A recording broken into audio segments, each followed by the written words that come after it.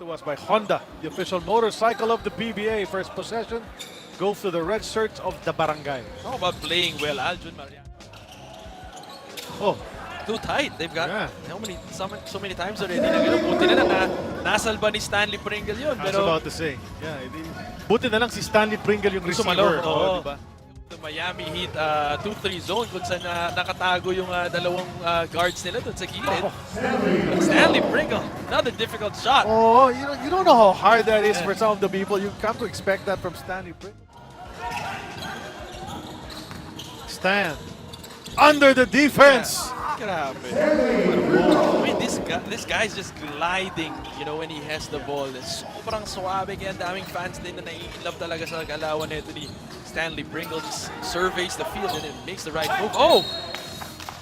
Maker really. And Tenorio did the same thing, kicked it out to Pringle, and Pringle rewarding him with a 3. Always that extra pass. I mean, yan ang national anthem ba ng Ginebra. Over that. That was nuts. That was nuts. Oh, Pringle immediately drawing a foul. Unang pihit pa lang niya. Checking out the number of team fouls and not penalty. I didn't think he was going for the shot, but first free throw. And so, that's 2 for 2 from the line.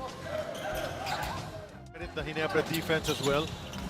Half the stand, jumper, basket. Samantalang itong Ginebra. Balik kay Stan. Somebody's got to come out. Come on, guys. Come on.